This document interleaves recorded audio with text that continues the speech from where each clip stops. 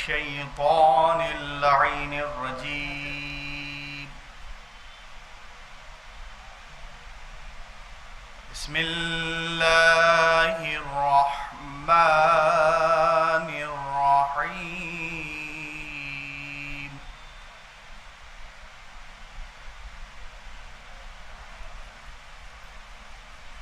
على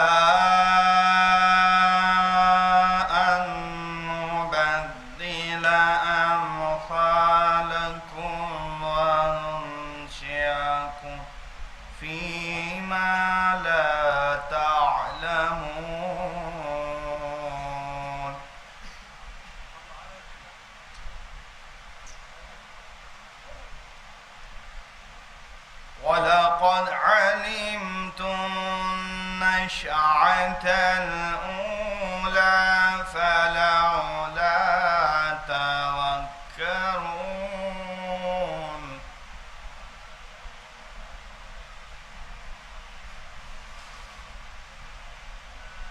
أفرأيتم ما تحرثون أأنتم تزرعونه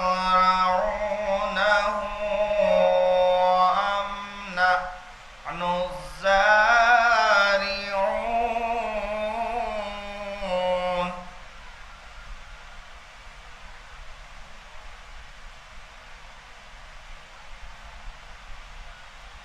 لو نشاء لجعلناه حطاما فظلتم تفكرون.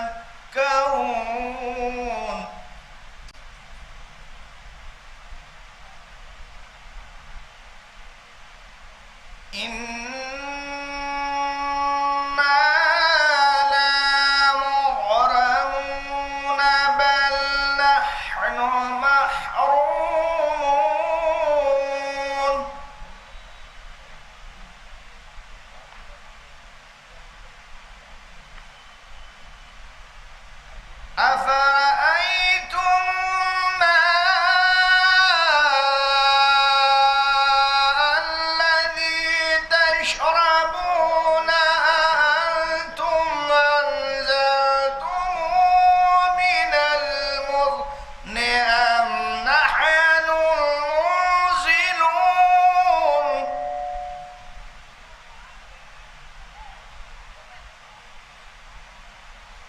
لو نشاء جعلناه أجاجا فلولا تشكرون.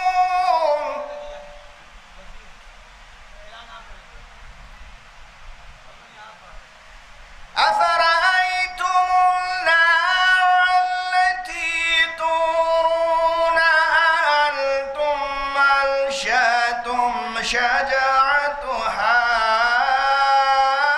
أم نحن المنشئون؟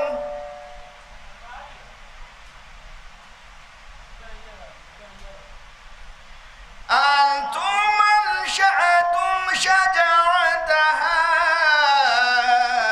أم نحن المنشئون؟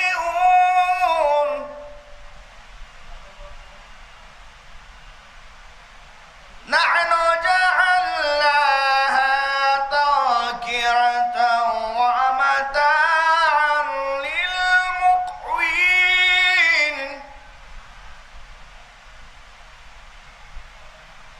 فسبح باسم ربك العظيم.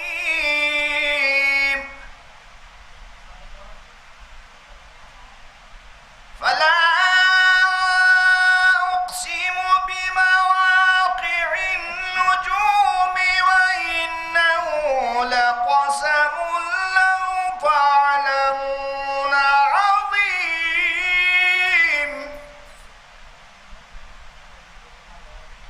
إنه لقرآن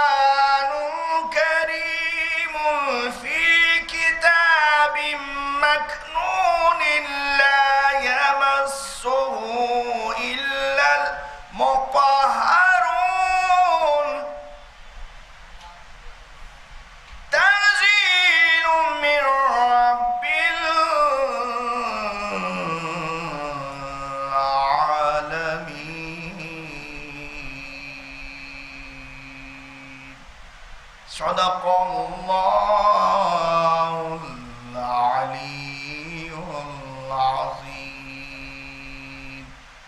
وصدق رسوله النبي الكريم وصدق شهداء كربلاء والصديقين اللهم صل على محمد وآل محمد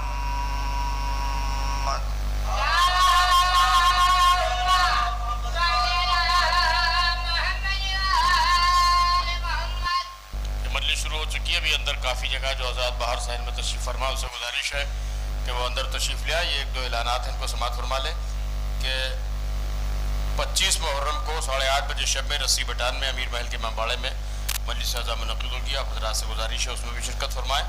اور 25 محرم کو ہی بنیاد باغ میں 8 بجے شب میں جناب امیر عباس صاحب کے عزاخانے میں مجلس اعظم منعقد ہوگی. آپ حضرات سے گزارش ہے کہ اس میں بھی کثیر تعداد میں شرکت فرمائیں. اور 21 محرم سے 25 محرم تک رستم نگر میں جناب لاڈلے صاحب کے عزاخانے میں مولانا علی صاحب قبلہ کا بیان ہوگا. ان 5 مجلسوں میں مولانا عسکری صاحب خود عطا فرمائیں گے. آپ حضرات سے گزارش ہے ان مجالس میں بھی کثیر تعداد میں شرکت فرمائیں. میں گزارش کر رہا ہوں جناب مصطفیٰ اکبر مہندی صاحب کی خدمت میں وہ تشریف لائے اور سوز خوانی کے فرائض انجام دیں. نعرہ صلوات.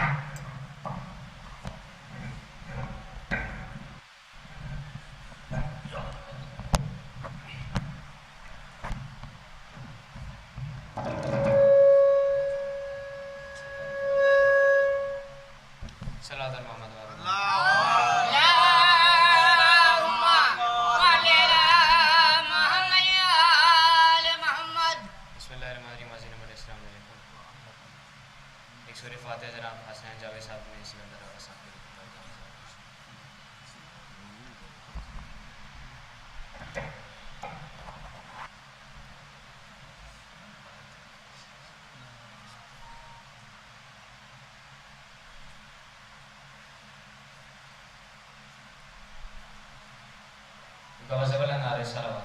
اللهم صل على محمد وآل محمد.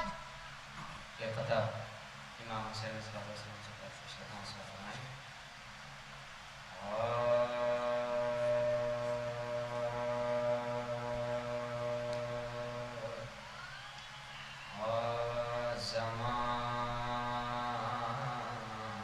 زمانہ مجھ سے نہ پوچھے کہاں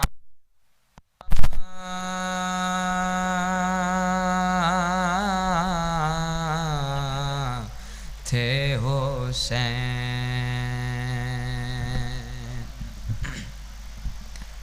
زمانہ مجھ سے نہ پوچھے کہاں کہاں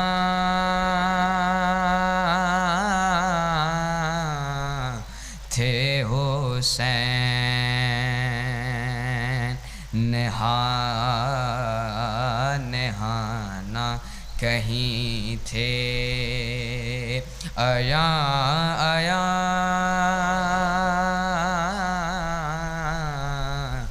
تھے حسین. شعر بطور خاص. مباہلا ہو کیسا ہو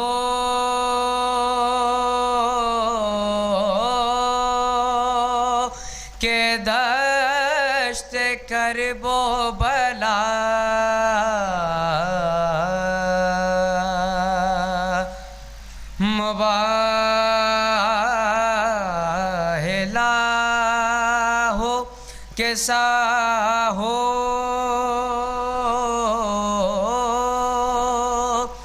یا دشت کرب و بلا، جہاں جہاں تھی ضرورت وہاں وہاں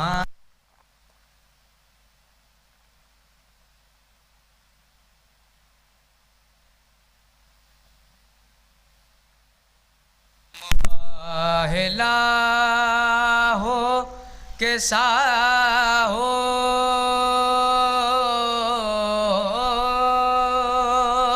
کہ دشت کرب و بلا، جہاں جہاں تھی ضرورت وہاں وہاں تھے حسین، زمانہ مجھ سے نہ پوچھے. صلی اللہ علیہ محمد وآلہ.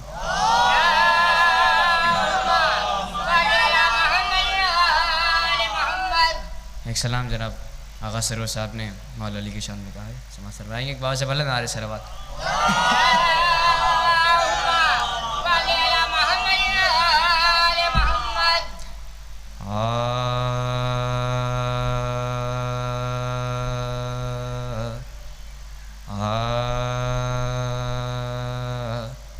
کون ٹھہرا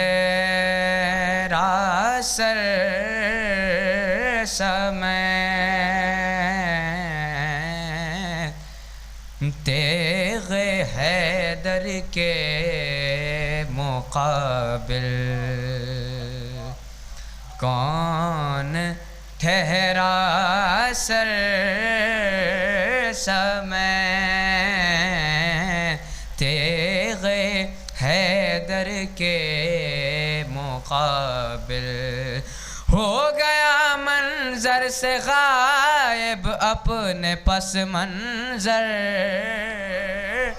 سمیت تیغ حیدر کے مقابل، کون ٹھہرا سر سمیت. شعر بطور خاص کہ سو گئے کس شان سے تیغوں کے سائے میں علی، سو گئے کس شان سے تیغوں کے سائے میں علی، اور دوسرا ہوتا تو چل دیتا کہیں بیستر.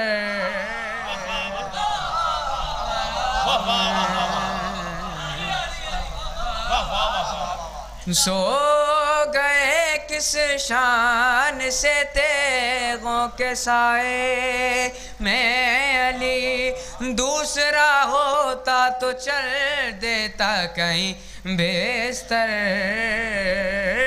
سمیت تیغ حیدر کے مقابل، کون ٹھہرا سر سمیت. پہلے سر انتر کا کاٹا پھر کیا مرحب وار، پہلے سر انتر کا کاٹا پھر کیا مرحب وار، اللاش مرحب کی گری لیکن سر انتر سمیت، لاش مرحب کی گری لیکن سر انتر سمیت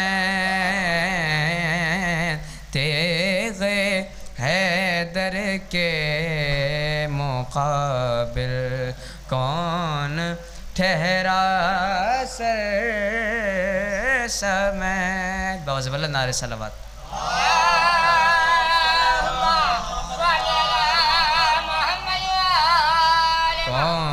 ٹھہرا سر سمے تیغ حیدر کے مقابل. یہ بھی شعر بطور خاص. اکبر و اصغر کو دیکھا تو یہ بولی کربلا. اکبر و اصغر کو دیکھا تو یہ بولی کربلا. آ گئے ابن علی قرآن و پیغمبر سمیت. آ گئے ابن علی قرآن و پیغمبر سمیت تیغ حیدر کے مقابل کون ٹھہرا سر سمیت. بطور خاص شعر کہ وہ تو قمر نے مہاروں ٹوکی فوراً چھوڑ دی.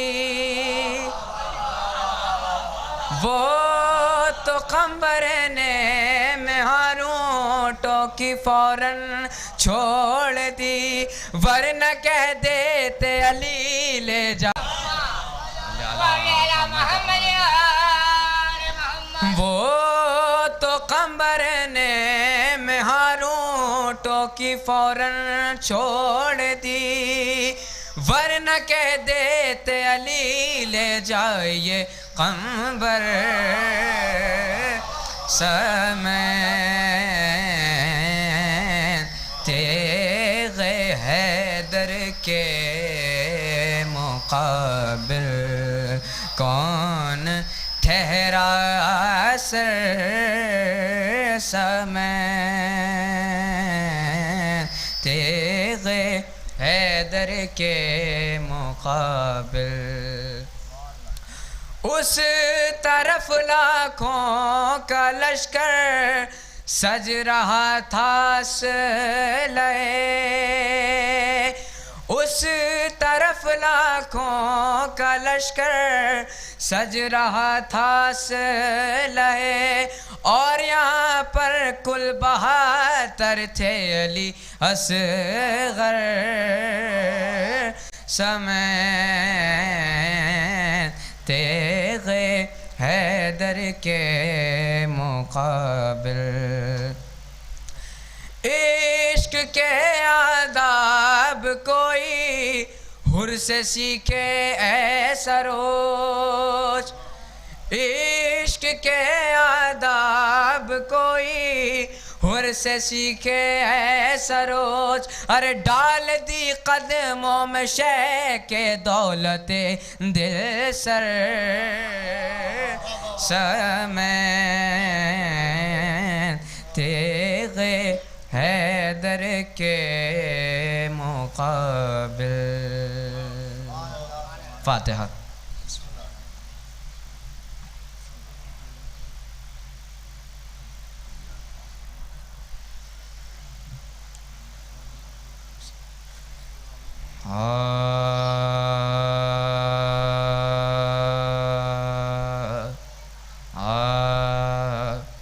زہرا جفائے بانی ہیں شر دیکھتی رہیں. زہرا جفائے بانی ہیں شر دیکھتی رہیں. کٹتا رہا حسین کا سر دیکھتی رہیں. کٹتا رہا حسین کا سر دیکھتی رہیں. سینے میں ماں کا دل تھا مگر دیکھتی رہیں. اور خیمے سے بہن سوئے در دیکھتی رہیں. اور خیمے سے بہن سوئے در دیکھتی رہیں.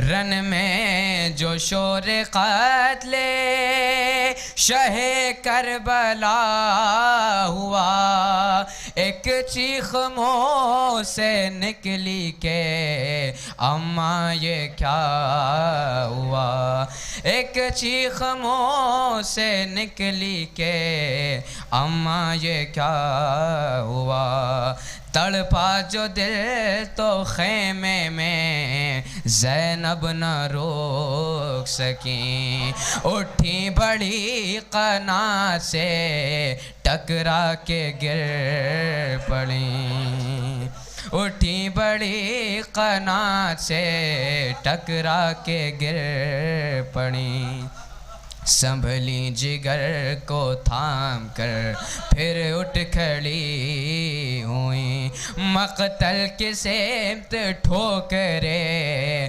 کھاتی ہوئی چلیں، کچھ در بدن کا ذوف نہ چادر کی فکر تھی، مقتل میں تھی نگاہ برادر کی فکر تھی، پہنچی قریب مقتل سالار کربلا، دیکھا کہ کٹ چکا سر اطہر حسین کا، دیکھا کہ کٹ چکا سر اطہر حسین کا، ریگے تپا پہ ہے تنے اقدس پڑا ہوا، پیاسے کا جسم ہے تو ہے خوبی جمع جمع، پیاسے کا جسم ہے تو ہے خوبی جمع جمع، پہلے تو بے یقینی میں دو گام ہٹ گئیں، پھر تھر تھرا کے لاشیں شہ سے لپٹ گئیں، پھر تھر تھرا کے لاشیں شہ سے لپٹ گئیں، چلائیں سر کو پیٹ کر بھیا چلے گئے،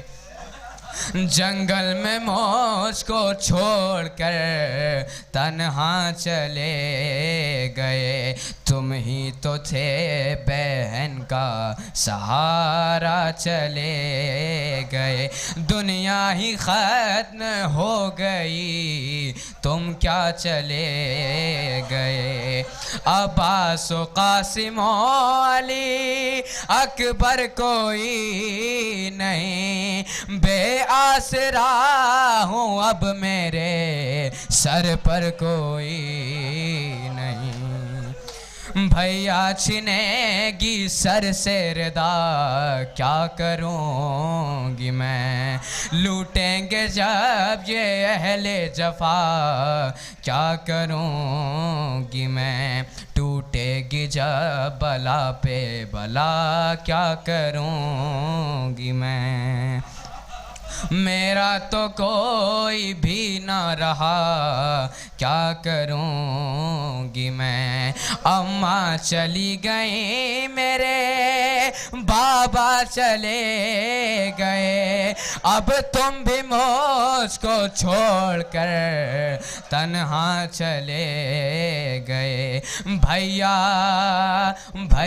کھچے مریض کا بستر تو کیا کروں، جل جائے گے وارے اصغر تو کیا کروں، چھینے سکینہ چھینے شقی سکینہ کے گوہر تو کیا کروں، لگ جائے آگ خیمے کے اندر تو کیا کروں، شمرے لئی سکینہ کے کوڑے لگائے گا، میں کیا کروں گی مجھ سے تو دیکھا نہ جائے گا، میں کیا کروں گی مجھ سے تو دیکھا نہ جائے گا، زہرا جفائے بانی ہے شر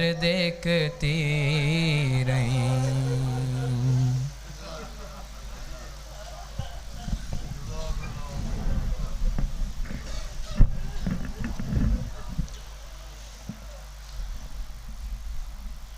آپ حضرات سے گزارش ہے کہ ان مرحومین کے نام ہم سنائے دے رہے ہیں، ان کے لیے ایک سورہ فاتحہ پڑھ دیں.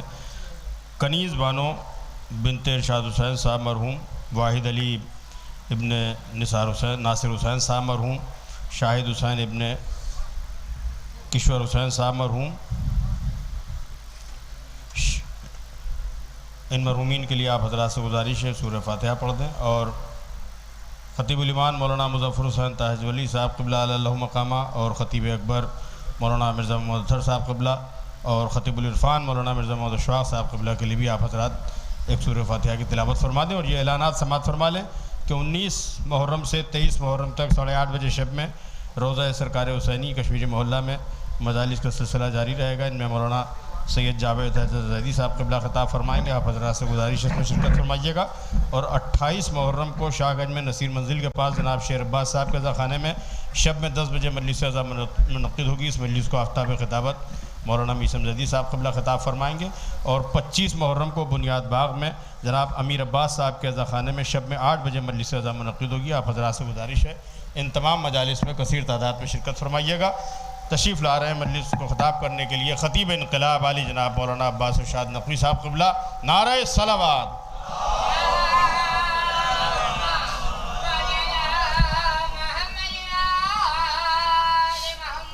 یہ ایک اعلان اور سماعت فرما لی کہ 25 محرم کو مولانا میثم زیدی صاحب مولانا علی متقی زیدی صاحب کے خانے میں شب میں 8 بجے مجلس اعضاء منعقد ہوگی. آپ حضرات سے گزارش ہے کہ اس میں بھی کثیر تعداد میں شرکت فرمائیں. نعرہ صلوات.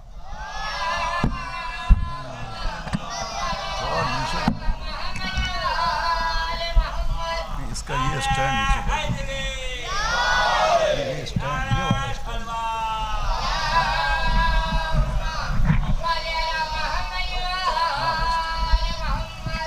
بس ٹھیک ہے. بس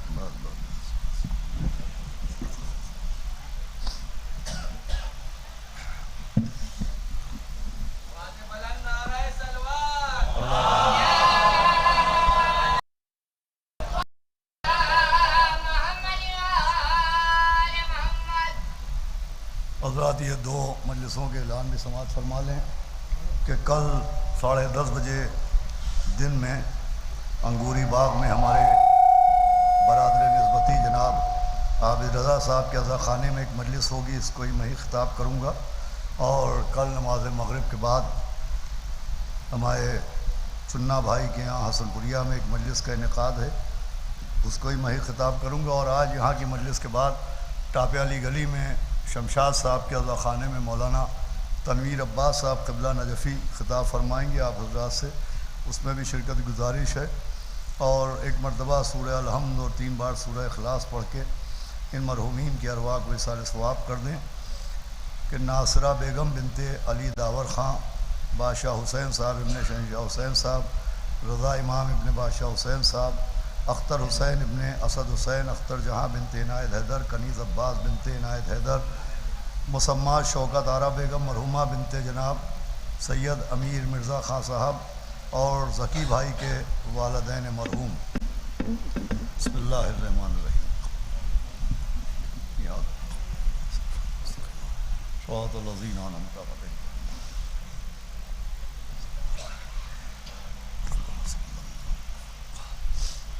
اور حضرات یہ ایک بہت خاص اعلان ہے کہ ملکہ اودھ جناب نواب ملکہ جہاں صاحبہ مرحومہ بانی کربلا ملکہ جہاں صاحبہ کے وارثوں کی طرف سے آخری مجلس میں قرآن اندازی کے ذریعے 2 مومنین یا مومنات کو اسی سال 40 کے موقع پر مولا حسین علیہ السلام کی زیارت کے لیے روانہ کیا جائے گا، جن کا نام قرے میں برآمد ہوگا.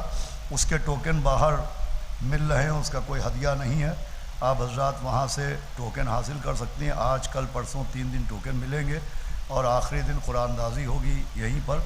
یہ اعلان احمد عالم صاحب کی جانب سے ہے. فاتحہ. بسم اللہ الرحمن الرحیم.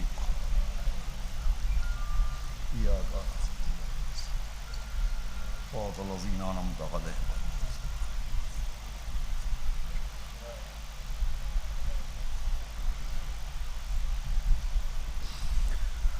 أعوذ بالله السميع العلي العظيم من الشيطان اللعين الرجيم بسم الله الرحمن الرحيم الحمد لله رب العالمين الصلاة والسلام على سيدنا ونبينا وشفيعنا وطبيب قلوبنا ومولانا ومقتدانا بالقاسم محمد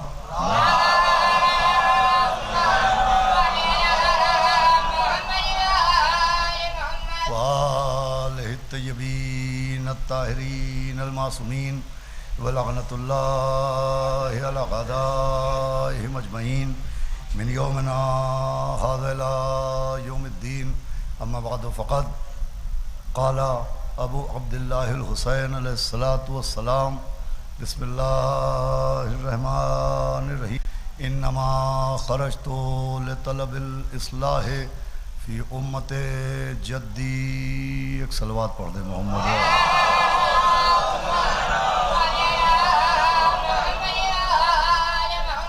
حضرات عزاداران سرکار سید الشہداء و پرسادارانوں ماتمداران اسیران کربلا، آپ کی خدمت میں حسینی اکادمی کی جانب سے منعقد اس خمسہ مجلس کی آج تیسری مجلس ہے، جس میں مسلسل بتصدق چہاردہ معصومین علیہم السلام اور خصوصاً بتائید معصومہ عالم حضرت بطول بنت رسول جناب فاطمہ الزہرا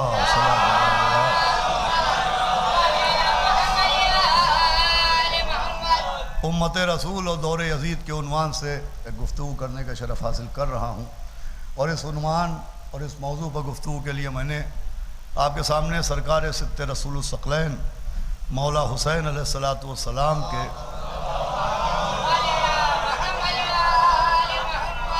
ایک فقرے کی تلاوت کرنے کے شرف حاصل کیا، اور یہ فقرہ وہ فقرہ ہے کہ میں روز عرض کر رہا ہوں کہ جب مولا حسین علیہ السلام سن 60 ہجری میں مدینے سے ہجرت فرما رہے تھے اور کربلا کی جانب روانہ ہونا چاہتے تھے، تو آپ نے اپنے بھائی جناب محمد حنفیہ کے نام ایک خط تحریر فرمایا، اور اس خط میں آپ نے اپنی ہجرت اور اپنی شہادت کے مقاصد بیان فرمائے، اور انہی مقاصد میں جو پہلا مقصد تھا اس میں آپ نے فرمایا کہ میں اپنے نانا کی امت کی اصلاح کے لیے جا رہا ہوں.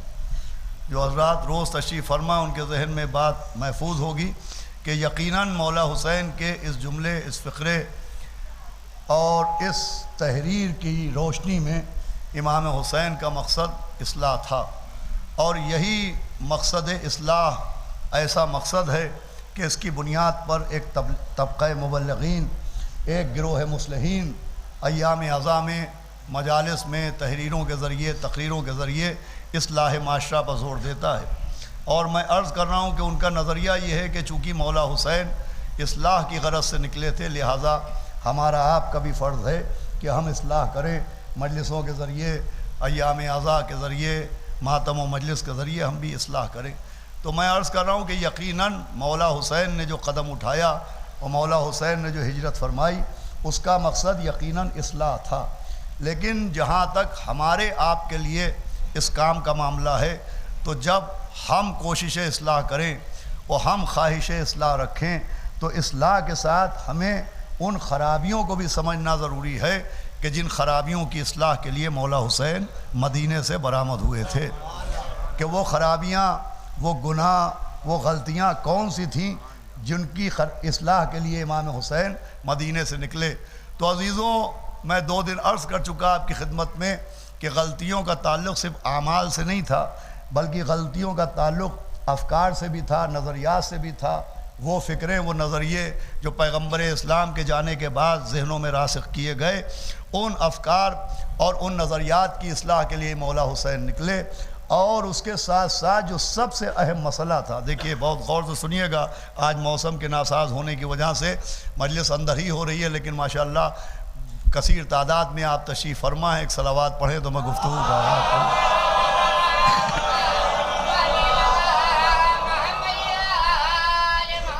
کہ مولا حسین جن خرابیوں کی اصلاح کے لیے نکلے ان میں ایک سب سے خاص خرابی اور نمایاں خرابی تھی جس کو عدم عرفان امام برحق کہتے ہیں، عدم معرفت امام برحق کہتے ہیں۔ دیکھیں بات کو میں آسان کروں، عدم معرفت امام برحق کا مطلب ہے کہ امام برحق کو نہ پہچاننا کہ وہ امام جسے اللہ نے ہدایت کے لیے منتخب کیا ہے، وہ امام کے جو من اللہ امام ہے، وہ امام جو صاحب عصمت امام ہے، اس کو نہ پہچاننا، یہ عدم معرفت امام برحق کہلاتا ہے۔ بہت غور سنیے گا، جو مولا حسین علیہ السلام اصلاح کی غرض سے نکلے تو اس اصلاح کے پیچھے ایک نمایاں سبب یہ بھی تھا کہ لوگ امام برحق کی معرفت سے دور تھے۔ دیکھیے ایسا نہیں تھا کہ کوئی شخص اس لفظ امام کا انکار کر رہا تھا یا اہمیت امام کا انکار کر رہا تھا، نہیں، لفظ امام سے بھی سب واقف تھے، اور چونکہ قرآن اعلان کر چکا ہے کہ روز محشر ہر شخص اپنے امام کے ساتھ بلایا جائے گا، لہذا اہمیت امام سے ہی واقف تھے۔ مسئلہ انکار امام کا نہیں تھا، مسئلہ عرفان امام کا تھا۔ بہت توجہ سنیے گا، نوجوان بچے ہی بیٹھے، میں چاہتا ہوں یہ بہت اہم بات ہے جو آج کی مجلس میں آپ تک پہنچ جائے کہ مسئلہ انکار امام کا نہیں تھا، مسئلہ عرفان امام کا تھا۔ جب آپ تاریخ کربلا پر نظر ڈالیں تو پیغمبر اسلام کے دنیا سے جانے کے بعد ہی یہ مسئلہ نہیں تھا کہ لوگ منکر امام ہو گئے تھے، لوگ منکر امامت ہو گئے تھے، نہیں، اماموں کو مانا جا رہا تھا، مگر دو طبقے تھے۔ ایک طبقہ ان کو امام مان رہا تھا جو من اللہ امام تھے، ان کو امام مان رہا تھا جو امام معصوم تھے، اور ایک طبقہ ان کو امام مان رہا تھا جنہیں لوگوں نے اپنے ہاتھوں سے بنایا تھا، اپنی مرضی سے بنایا تھا۔ امام دو طرح کے تھے۔ اب لفظ امام کے ساتھ مانا جائے یا نہ مانا جائے، امام کہتے دیکھیں پریکٹیکلی اگر ہم کسی کے پیچھے چلیں تو ہم کہیں یا نہ کہیں لیکن ہم نے عملاً اس کو امام مانا ہے، جس کی پیروی کی ہے۔ توجہ فرمائیے گا، تو ایک طبقہ وہ تھا کہ جو من اللہ اماموں کو امام مان رہا تھا، اور ایک طبقہ وہ تھا کہ جو من الناس اماموں کو امام مان رہا تھا۔ یہ کوئی حیرت کی بات بھی نہیں، اس لیے کہ قرآن نے بھی اعلان کیا ہے کہ امام دو طرح کے ہوتے ہیں۔ کچھ امام وہ ہیں جو اللہ کے حکم سے ہدایت دینے کے لیے بھیجے جاتے ہیں، اور کچھ امام وہ ہوتے ہیں جو لوگوں کو جہنم کی طرف بلاتے ہیں۔ توجہ فرما رہے ہیں آپ؟ لفظ امام ایک ہے، لفظ امام ایک ہے، مگر اماموں کی قسمیں دو ہیں۔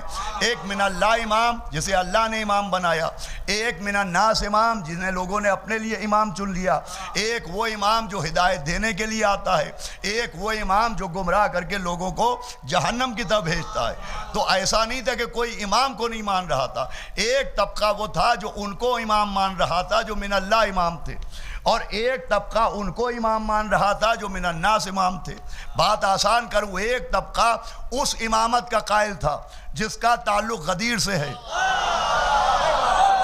اور ایک طبقہ اس امامت کو مان رہا تھا جس کا تعلق ثقیفہ سے ہے۔ صلوات بھیجے محمد و آل محمد۔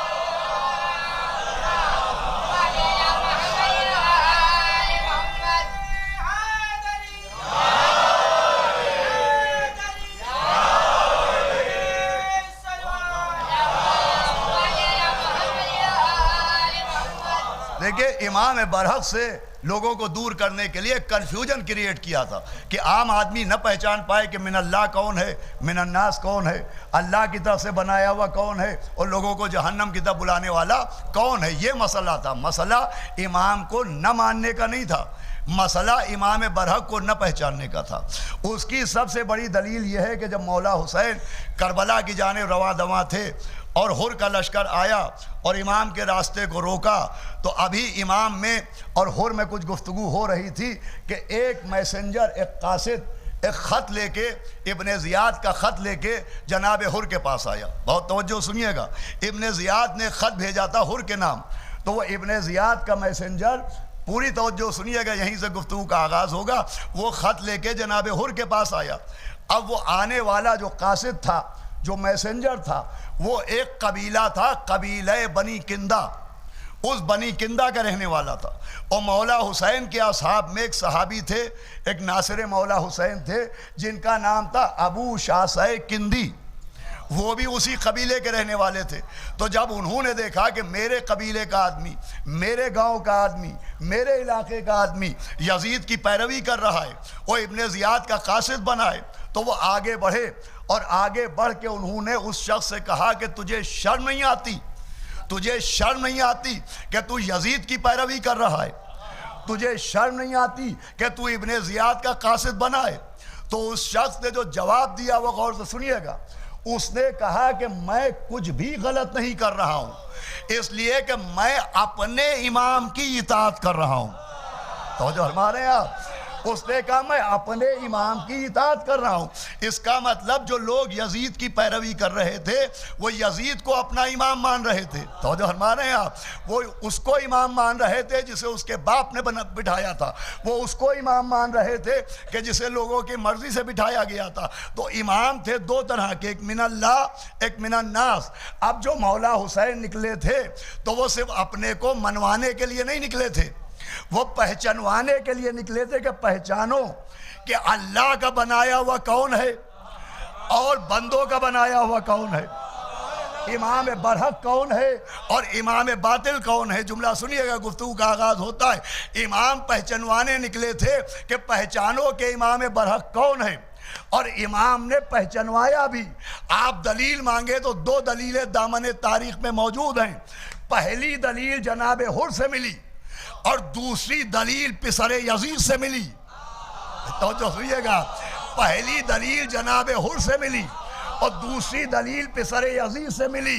بھائی جناب حر نے مولا حسین کے قدموں میں سر جھکا کے بتایا کہ میں بھی امام برحق کو پہچان گیا۔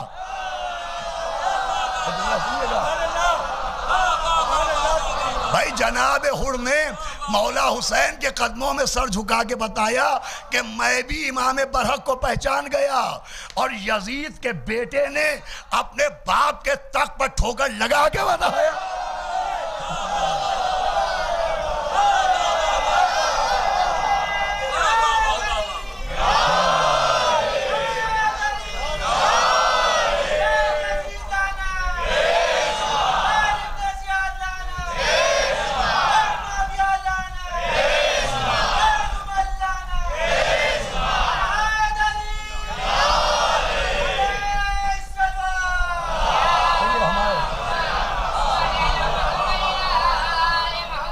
دیکھیں ایک بہت اہم گفتگو ہے آج کی، پوری توجہ سے ہم اپنے نوجوان اپنے بچوں سے کہیں گے سنیں مسئلہ کیا تھا۔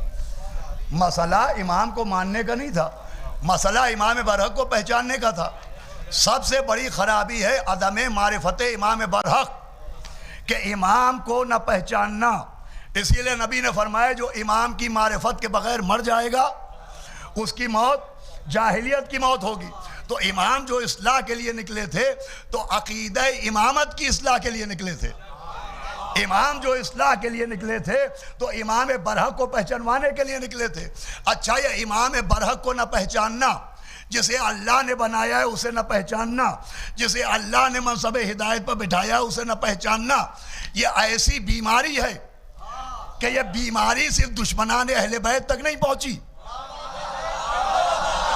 اور سنیے گا، گفتگو شروع کر رہا ہوں، یہ بیماری دشمنان اہل بیت کے بیچ میں رہنے وہنے کی وجہ سے کچھ محبان اہل بیت کو بھی یہ بیماری لگ گئی۔ تو جو ہمارا یہ بڑی عجیب و غریب بیماری ہے، اس کے جراثیم صرف دشمنان اہل بیت تک محدود نہیں رہے، بلکہ محبان اہل بیت بھی، کچھ محبان اہل بیت بھی اس کی زد میں آ گئے۔ نتیجہ تھا تبرے کا ماسک نہ لگانے کا۔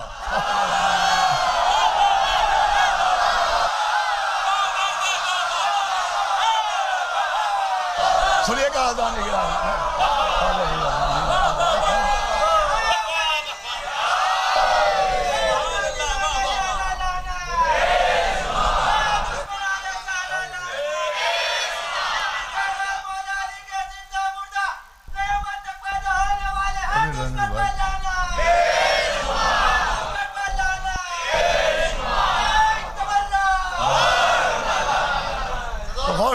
دیکھیں بہت اہم گفتگو ہے، انشاءاللہ بچے جوان کچھ یہاں سے جانکاری اور اس بارے میں کچھ علم لے کے نکلیں گے۔ امام برحق کو نہ پہچاننا یہ ایسی بیماری ہے اور یہ ایسی خرابی ہے کہ یہ محبان اہل بیت تک پہنچی۔ اسی کی بنیاد پر غیروں میں نہیں، خود شیعوں میں فرقے بنے، سنیے گا آج جو میں عرض کر رہا ہوں. خود شیعوں میں کچھ فرقے وجود میں آئے جس میں پہلا فرقہ تھا جس کا نام تھا کیسانیہ. یہ کیسانیہ وہ فرقہ تھا کہ اس نے جناب محمد حنفیہ کو، مولا علی کے فرزند کو، امام حسین کے بھائی کو امام برحق مانا. چوتھے امام کے مقابلے میں کیسانیوں نے چوتھے امام کو امام برحق نہیں مانا، ان کے مقابلے میں جناب محمد حنفیہ کو امام مانا. دوسرا فرقہ بنا زیدیہ. یہ زیدیہ فرقہ وہ تھا کہ جس نے پانچویں امام کو امام نہیں مانا، ان کے مقابلے میں جناب زید کو امام مانا. تیسرا فرقہ بنا اسماعیلیہ، توجہ ہمارے یہاں، جس نے چھٹے امام کے فرزند جناب اسماعیل کو امام مانا، ساتویں کو امام نہیں مانا. چوتھا فرقہ بنا واقفیہ. بس سنیے گا آج بالکل نئی چیز آپ کی خدمت میں عرض کر رہا ہوں. یہ فرقے کن میں بنے؟ یہ غیروں میں نہیں بنے، یہ دشمنان اہل بیت میں نہیں بنے، پڑھے لکھے لوگ بیٹھے ہیں. یہ فرقے بنے ہیں شیعوں میں. پہلا فرقہ کیسانیہ، ان کا صاحب ہم چوتھے امام کو امام نہیں مانیں گے، محمد حنفیہ امام ہیں. زیدیہ، انہوں نے کہا ہم پانچویں امام کو امام نہیں مانیں گے، جناب زید کو امام مانیں گے. حالانکہ دیکھیں اس میں جناب محمد حنفیہ یا جناب زید کا کوئی کردار نہیں ہے. نہ جناب محمد حنفیہ نے دعویٰ کیا کہ میں امام ہوں، نہ جناب زید نے دعویٰ کیا کہ میں امام ہوں. انہوں نے اپنے کو منوایا نہیں، لوگوں نے یوں ہی مان لیا، جیسے مولا علی نے اپنے کو خدا منوایا نہیں.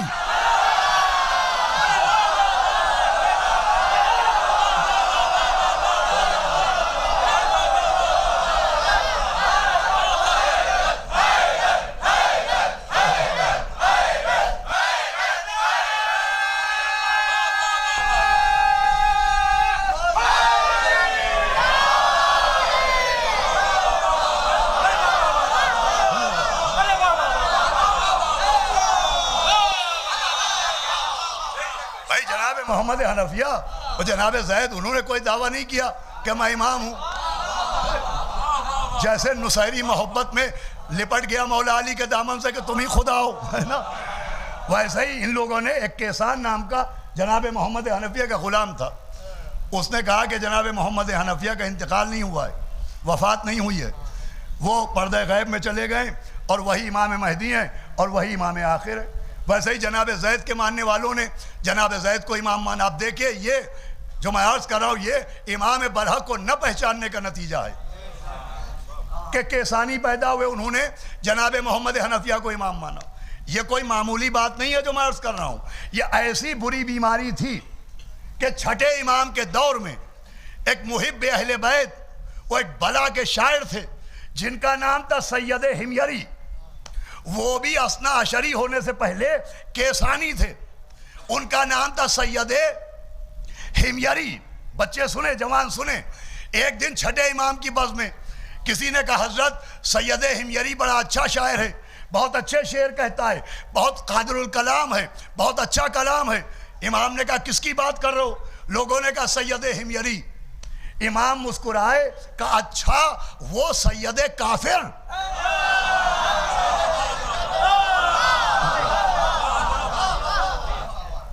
کہ وہ سید کافر. امام نے سید حمیری کو کہا سید کافر. اب امام کا جملہ تھا، ہوا نے کاندھے پہ اٹھایا، سید حمیری کے کان کے مکان میں پہنچایا. دل پر چوٹ لگی، آنکھوں میں آنسو آئے، اور سید حمیری آنکھوں میں آنسو لیے، دل پہ چوٹ لیے، لبوں پر شکوہ لیے امام کے پاس آئے اور کہا فرزند رسول، میں آپ کو امام تو نہیں مانتا لیکن اولاد رسول مانتا ہوں. میں اطاعت آپ کی نہیں کرتا مگر آپ سے محبت کرتا ہوں. آپ نے مجھے سید کافر کہا.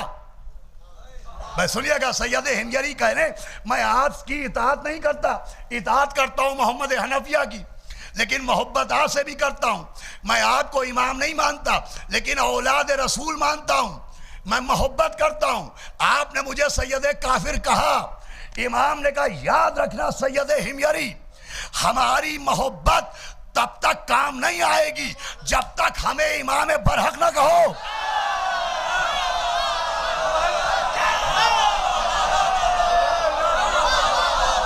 سنیے گا منزل آگے کہ ہماری محبت تب تک کام نہ آئے گی جب تک ہمیں امام برحق نہ مان لو، من اللہ امام نہ مانو. خالی رشتہ دار آل رسول ماننے سے کام نہیں چلے گا، ہمیں اللہ کی جانب سے منتخب کردہ امام بھی مانو. امام نے قیامت تک کے لوگوں کو پیغام دیا کہ صرف آل رسول ماننا کافی نہیں ہے، وارث رسول ماننا بھی ضروری ہے. صرف رشتہ ماننا کافی نہیں ہے، عہدہ ماننا بھی ضروری ہے. ہم یہی تو 1400 برس سے سمجھا رہے ہیں کہ مولا علی کو صرف نبی کا داماد ماننا کافی نہیں ہے، خلیفہ بلا فخر.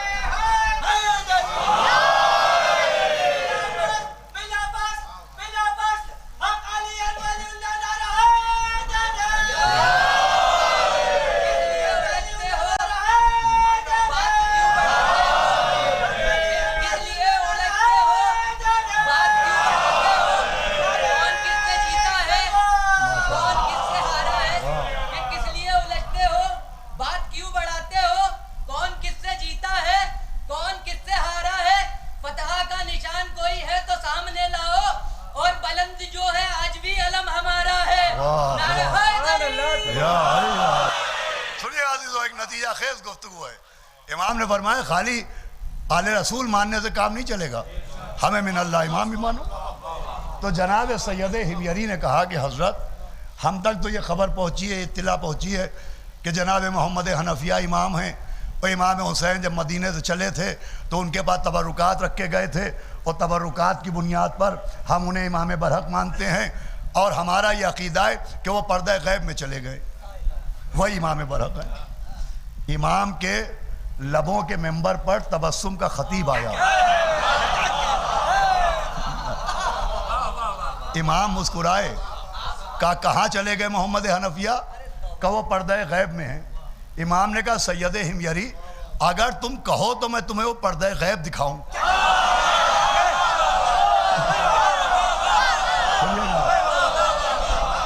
کہا اگر تم کہو تو ہم تمہیں وہ پردہ غیب دکھائیں جس پہ تمہارے امام ہیں. کہ حضرت ایسا ہو سکتا ہے؟ کہ کیوں نہیں ہو سکتا، آؤ نکلو. چھٹے امام سید حمیری کو لے کے جنت البقیع پہنچے. قبروں سے گزرتے ہوئے ایک قبر پر پہنچے، اور ایک قبر پر بیٹھنے کے بعد ید اللہ کے وارث نے قبر پر اپنا ہاتھ مارا. جیسے ہی قبر پر امام نے ہاتھ مارا، قبر شک ہوئی.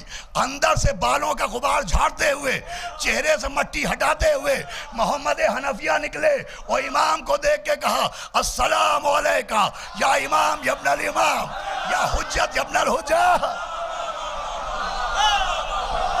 سنیے گا جناب محمد حنفیہ نے کہا امام، اے فرزند امام، اے امام آپ پر سلام، حجت خدا آپ پر سلام.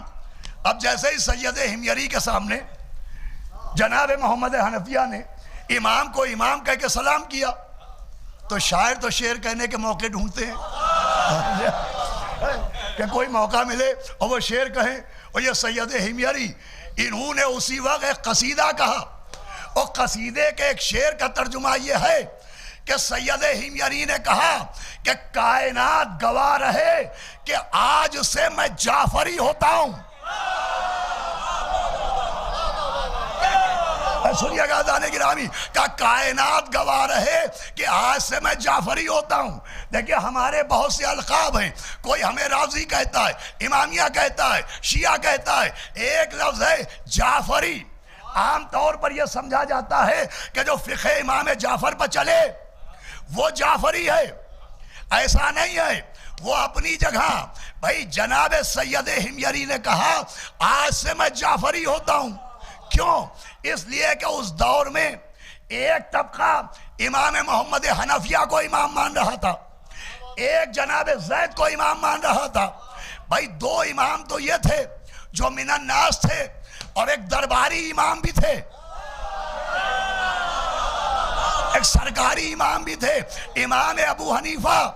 اور ایک چھٹے امام اب ان چار اماموں کے درمیان سید ہمیری کہہ رہے ہیں کہ کائنات گواہ رہے کہ میں جعفری ہوتا ہوں.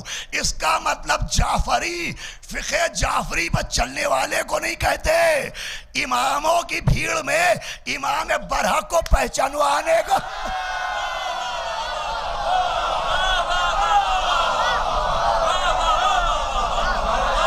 صلوات بھیجے محمد و آل محمد.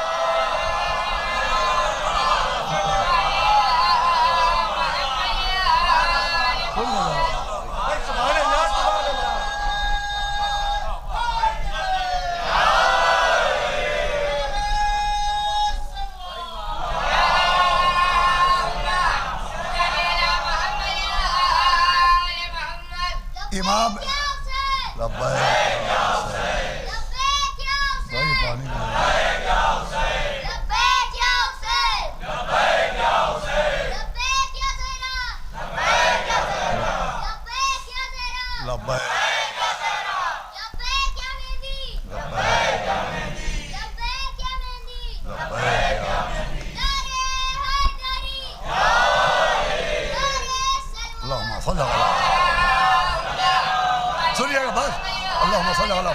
منزل آ رہی. جعفری کہتے امام برحق کو پہچاننے والے کو. سب سے اہم ہے اصلاح عقیدہ امامت،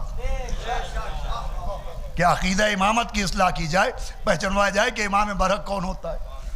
اور آپ سارے مولا حسین نہیں، سارے اماموں کی سیرت پر نظر ڈالیے تو ہر امام نے سب سے زیادہ جو زور دیا ہے وہ امام برحق کو پہچاننے پر زور دیا ہے. خود یہی چھٹے امام تشریف فرمائیں کہ ایک شخص آیا، اس نے امام کو سلام کیا، امام نے جواب دیا. اس آنے والے کا نام تھا عریس کنعانی. کیا نام تھا؟ عریس.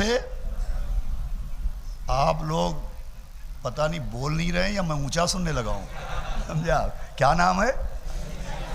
عریس کنعانی. وہ آیا، وہ آنے والا واقف آداب امامت نہیں تھا، محروم عرفان امامت تھا. امام کو سلام کیا، امام نے جواب دیا. پھر امام نے کہا تیرا نام کیا ہے؟ اس نے کہا میرا نام ہے عریس. تو امام نے کہا تیرے باپ نے تیرا نام عریس کیوں رکھا؟ بھائی غور سے سنیے گا. امام نے کہا تیرے باپ نے تیرا نام عریس کیوں رکھ دیا؟ تو وہ چونکہ معرفت امام نہیں رکھتا تھا، اس نے کہا میرے باپ نے میرا نام عریس اسی لیے رکھ دیا جس وجہ سے آپ کے والد نے آپ کا نام جعفر رکھ دیا. امام کے چہرے کے آسمان پر غیظ و غضب کے بادل آئے اور کہا ہم سے تقابل کہاں کرتا ہے؟ تیرے باپ نے تیرا نام جہالت کی بنیاد پر رکھا ہے. سنیے گا کہ تیرے باپ نے تیرا نام جہالت کی بنیاد پر رکھا ہے، ہمارا نام اللہ نے اپنے علم کی بنیاد پر رکھا ہے. سنیے گا انشاءاللہ جملہ رہے گا نہ جائے گا. امام نے کہا تیرے باپ نے تیرا نام جہالت کی بنیاد پر رکھا ہے، میرا نام اللہ نے علم کی بنیاد پر رکھا ہے. فرمایا میرا نام جو جعفر ہے تو جعفر نام کی جنت میں ایک نہر بھی ہے، اور تیرے باپ نے جو تیرا نام عریس رکھا تو تیرے باپ کو پتہ ہی نہیں کہ عریس شیطان کے بیٹے کا نام ہے.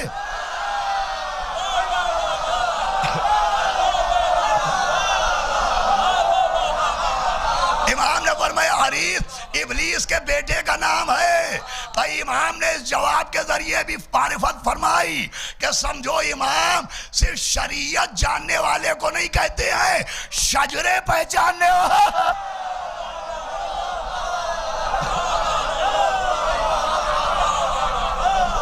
ایک صلوات پڑھے محمد و آل محمد.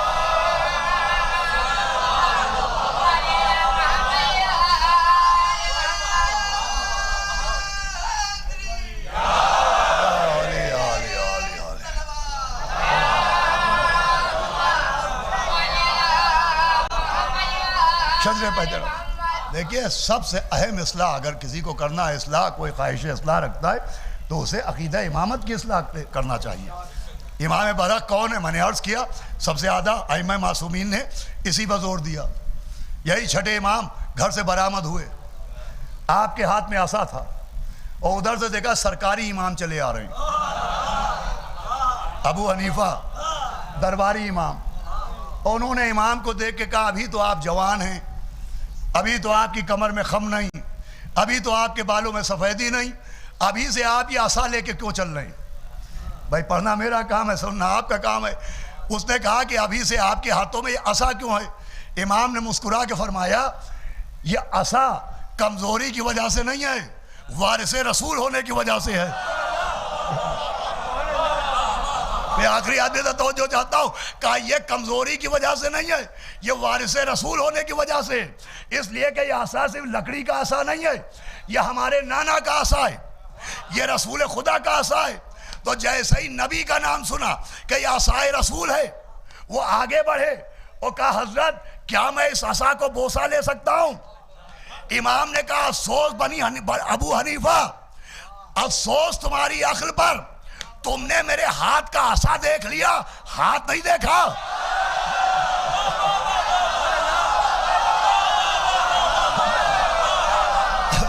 سنیے گا جملہ، امام نے کہا تم نے ہاتھ کا عصا دیکھا، میرا ہاتھ نہیں دیکھا۔ کہا سنو یہ عصا رسول کا ہے مگر یہ لکڑی سے بنا ہے۔ یہ کہہ کے امام نے آستینیں چڑھائیں، کہا یہ میرا ہاتھ دیکھو، اس میں جو گوشت ہے وہ نبی کا گوشت ہے، جو خون ہے وہ نبی کا۔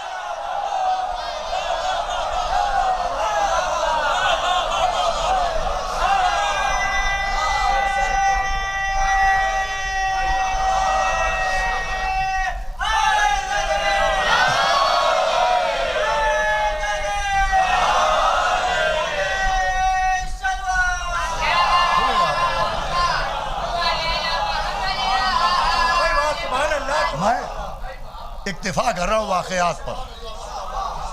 اب ایک فرقہ تھا کیسانیہ، ایک فرقہ تھا زیدیہ، ایک فرقہ بنا اسماعیلیہ، اور ایک فرقہ اور 8ویں امام کے دور میں آ گیا، بس آخری منزل ہے، جس کا نام تھا واقفیہ، واقفی۔ یہ واقفی کون تھے؟ یہ وہ تھے جو یہ کہتے تھے کہ بس 7ویں امام کے بعد کوئی امام نہیں، یا 8ویں امام کو امام نہیں مانتے تھے۔ یہ کہتے ہیں چونکہ 7ویں امام نے کوئی وصیت نہیں لکھی، ان کے مطابق کسی کا نام نہیں لکھا، لہذا امامت جو ہے وہ 7ویں امام پر ختم ہے، اور 8ویں امام امام نہیں۔ ان کا ایک لیڈر بھی تھا جس کا نام تھا علی ابن حمزہ بطائنی۔ کیا نام تھا؟ علی ابن حمزہ بطائنی۔ وہ یہ پروپیگنڈا کرتا تھا کہ نہیں 8ویں امام معاذ اللہ امام نہیں ہے، امامت تو 7ویں امام پر ختم ہو گئی، اب ان کے بعد کوئی امام برحق نہیں ہے، اور بس امامت یہیں تک ہے، اس کے بعد کچھ نہیں ہے۔ ایک دن 8ویں امام بیٹھے تھے، سنیے گا بڑی توجہ سے، مولا آپ کو سلامت رکھے، اس گرمی میں آپ اتنی توجہ سن رہے ہیں۔ امام نے اپنے صحابیوں سے کہا کہ سنو علی ابن حمزہ مر گیا۔ تو ایک صحابی نے کہا اچھا وہ مر گیا؟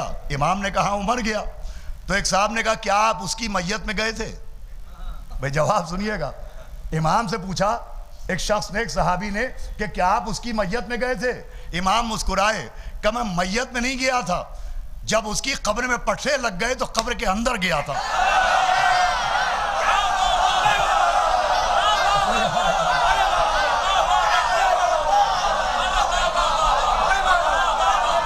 اب پوری توجہ سنیے گا، امام نے کہا جب قبر میں پٹھے لگ گئے تو میں اس کی قبر کے اندر گیا۔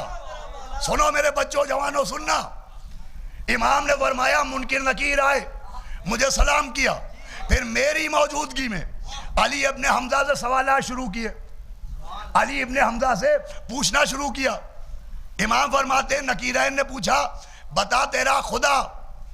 علی ابن حمزہ نے کہا لا الہ الا اللہ۔ کہا تیرا نبی؟ کہا محمد رسول اللہ۔ کہا تیرا امام؟ اس نے کہا علی ولی اللہ۔ کہا امام کے بعد؟ مولا علی کے بعد؟ اس نے کہا امام حسن۔ کہا امام حسن کے بعد؟ اس نے کہا امام حسین۔ کہا امام حسین کے بعد؟ اس نے کہا امام زین اللبا۔ کہا امام زین اللبا کے بعد؟ کہا امام محمد باقر۔ کہا امام محمد باقر کے بعد؟ اس نے کہا امام جعفر صادق۔ نکیرین نے پوچھا امام صادق کے بعد؟ اس نے کہا امام موسیٰ ابن جعفر، امام موسیٰ کاظم۔ 8ویں امام نے فرمایا، پھر نکیرین نے کہا کہ 7ویں امام کے بعد؟ تو امام نے کہا چونکہ اسے میری معرفت نہیں تھی، لہذا میں سامنے تھا مگر اس کے منہ پر تالا پڑ گیا.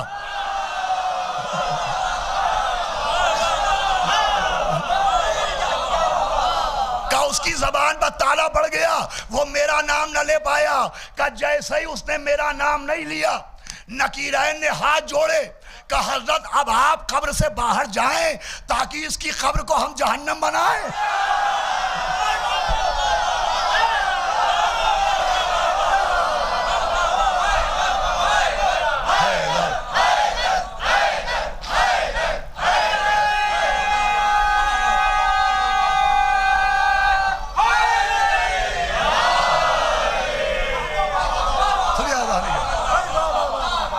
یہ کس کی بات ہے؟ جس نے 7 کے 7 اماموں کو مانا, صرف 8ویں کو نہیں مانا, تو اس کا یہ انجام ہوا. مجھے پوچھنے دیجئے, جو 8ویں علی کو نہ مانے اس کا یہ حشر ہے, تو جو پہلے علی کو نہ مانا.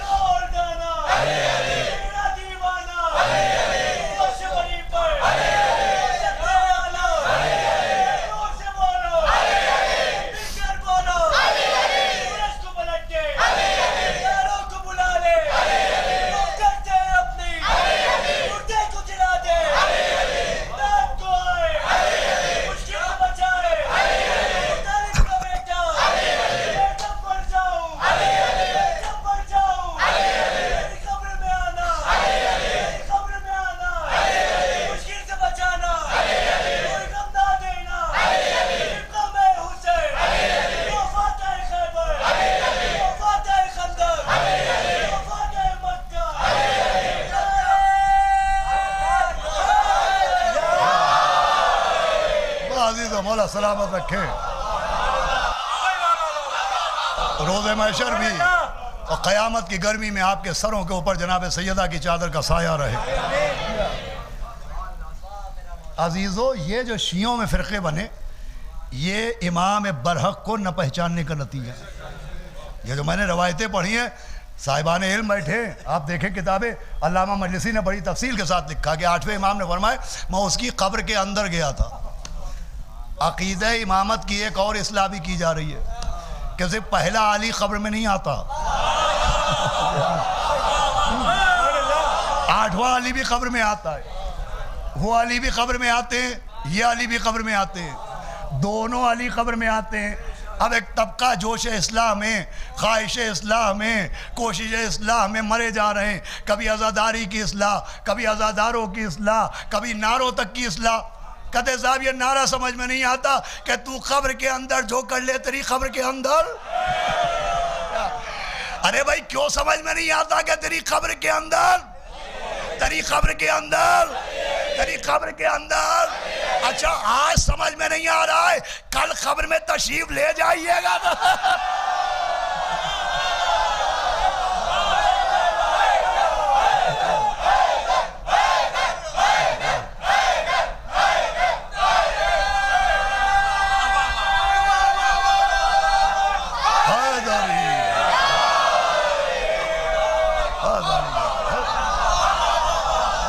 برحق کو پہچانو.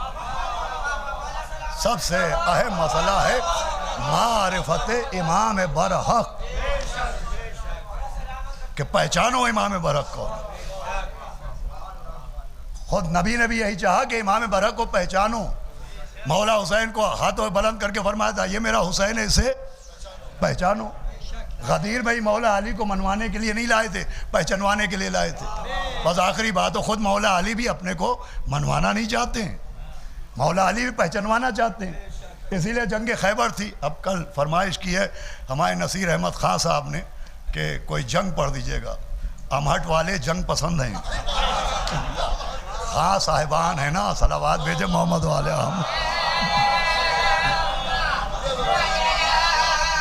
سر بہار وہ مجھے کل پڑھنا ہے. یا علی یا علی. سنیے گا جانے کی رامی اللہم صلی اللہ علیہ. جنگ خیبر مولا علی پہنچے، آپ نے پتھر پہ علم گاڑا تو قلعہ قموس پہ ایک یہودی عالم بیٹھا تھا. جیسے اس نے مولا علی کو پتھر پہ علم گاڑتے دیکھا، اس نے کہا آپ کا نام کیا ہے؟ تو مولا علی نے کہا میرا نام علی ہے. تو جیسے ہی اس نے سنا کہ علی نام ہے، اس نے تورات کے اوراق پلٹنا شروع کیے. وہ ہاتھ میں تورات لیے ہوئے تلاوت کر رہا تھا. اب ایک بار اس نے تورات کو دیکھا، پھر مولا علی کو دیکھا، پھر تورات کو دیکھا، پھر مولا علی کو دیکھا. دیکھیں یہودی تھا مگر بصارت کا دھنی تھا.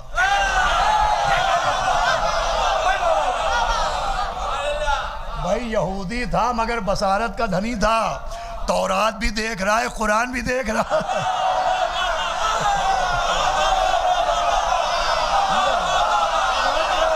دنیا کا بس تمام کرو گفتگو کو. اور اس نے اوراق پلٹے اور پھر اپنی کتاب بند کی، تورات بند کی، اور یہودیوں سے کہا تمہاری خیر نہیں ہے، اس لیے کہ آج وہ آیا ہے جس کا قصیدہ تورات میں ہے. مولا علی آگے بڑھے قلعہ قموس کی طرف. تو پہلے مرہم نہیں نکلا. دیکھیں ہم جب 17, 18, 19 سال کے تھے، جب نئی نئی مجلسیں تھیں، تو اس وقت کیسے نکتے پڑھتے تھے. میں آپ کو ایک نکتہ سناتا ہوں کیسے نکتے پڑھتے تھے. کہ مرہم نے پہلے اپنے بھائی کو بھیجا جس کا نام تھا انتر. تو ہم اس زمانے میں پڑھتے تھے کہ مرہم نے انتر کو بھیج کے کل والوں اور آج والوں میں انتر معلوم کیا.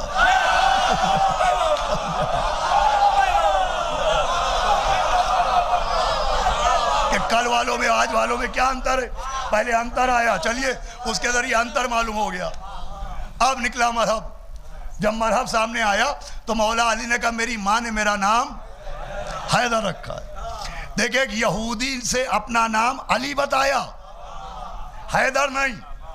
مرہب سے اپنا نام حیدر بتایا، علی نہیں. وجہ یہ ہے کہ تورات میں اس یہودی عالم نے مولا علی کا نام علی پڑھا تھا، اور مرہب کی ماں نے کہا تھا کہ جس کا نام حیدر ہو اس سے نہ لڑنا. بھائی یہودی عالم سے اپنا نام علی بتایا، حیدر نہیں. مرہب سے اپنا نام حیدر بتایا، علی نہیں. آخری جملہ عالم کو وہ نام بتایا جو اس کے علم میں موجود تھا، مرہب کو وہ نام بتایا جو اس کے دل میں موجود تھا. سمجھایا میں اپنے کو منوانے نہیں آیا ہوں، اپنے کو پہچانوانے آیا ہوں. ارے جس کو سب کے علم کا علم ہو اسے علی کہتے ہیں، جسے خوابوں تک کی خبر ہو.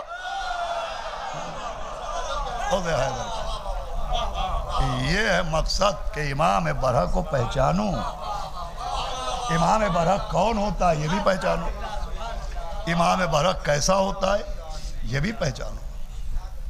خود مولا حسین جو آئے تھے، بس گفتگو تمام ہوئی. انشاءاللہ کل اللہ نے چاہا اہل بیت کی تائید رہی تو کل پرسوں 2 آخری مجلسیں وہ آپ سنیں گے.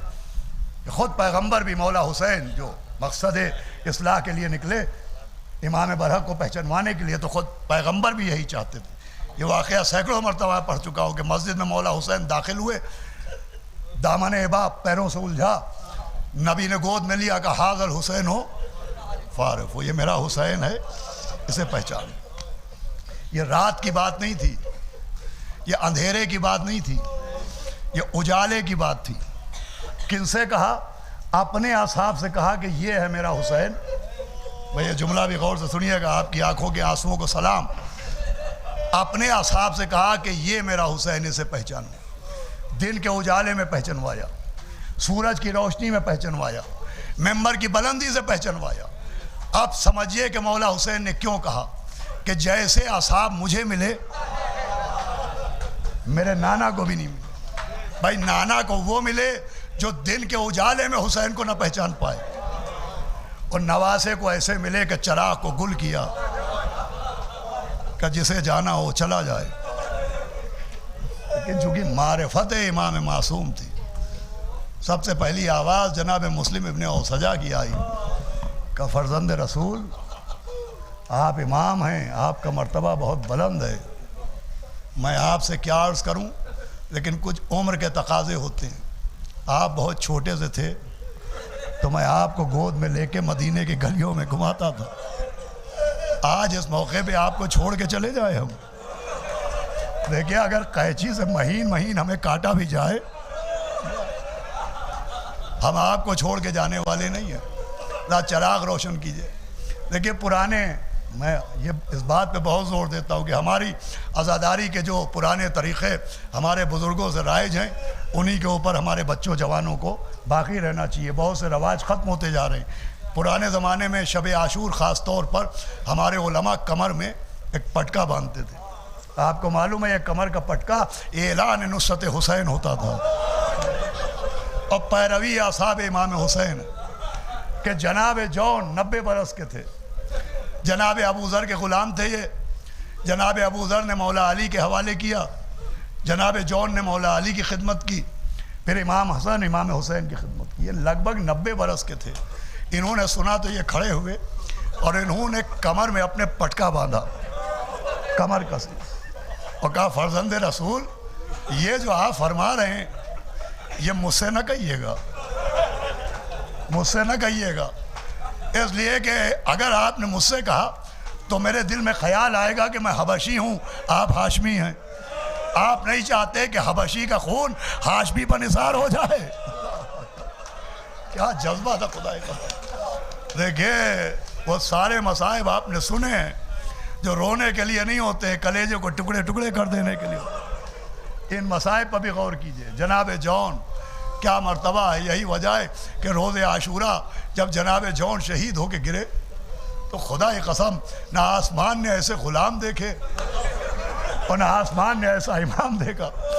آپ سوچیں 90 برس کا ایک حبش کا رہنے والا غلام زمین پر پڑا ہوا ہے، خاک و خون میں غلطا. مولا حسین نے جو عمل جناب جون کے ساتھ کیا یہ کسی اور کے ساتھ نہیں کیا. ان کے لاشے پہ آئے وہ اپنا رخسارہ ان کے رخسارے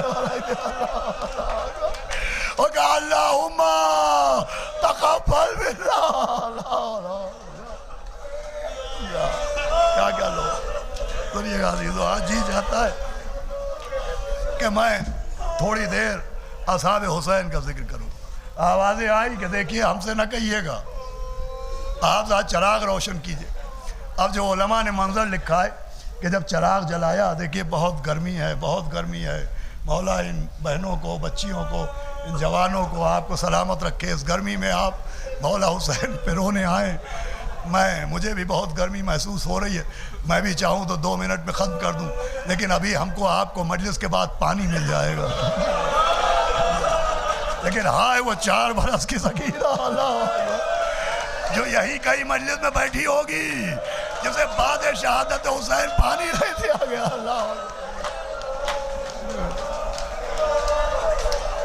تو اصحاب حسین کا ذکر میں چاہتا ہوں. اب جو چراغ جلایا تو جن کے پاس تلواریں تھیں وہ تلواروں پر گلے رکھے ہوئے تھے، اور جن کے پاس نیزے تھے وہ نیزے سینے سے لگائے ہوئے تھے، اور کہہ رہے تھے کہ فرزند رسول اگر آپ امتحان لینا چاہ رہے ہیں تو آپ ایک اشارہ کیجئے، ہم اپنے گلے اتنی زور سے ہلائیں گے کہ ہماری تلواریں ہمارے گلوں کو کاٹ دیں گے. ہم سینے پر اتنا زور دیں گے کہ یہ نیزے ہماری پیٹھ سے نکل آئے گے. امام کی آنکھوں سے آنسو بہنے لگے.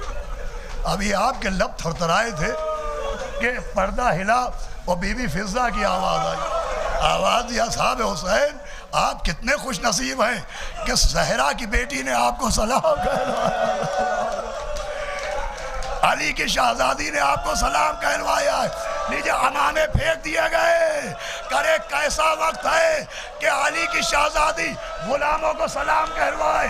میں کہوں گا اے غیرت دارو، اے شیرو، اے دلیرو، اے کربلا کی شہادت کی آسمان کے ستاروں، ارے شب عاشور سلام زینب کا اتنا احترام کیا، ہائے شام غریبہ جب زینب آواز دے رہی ہے کہاں ہے میرا ابا؟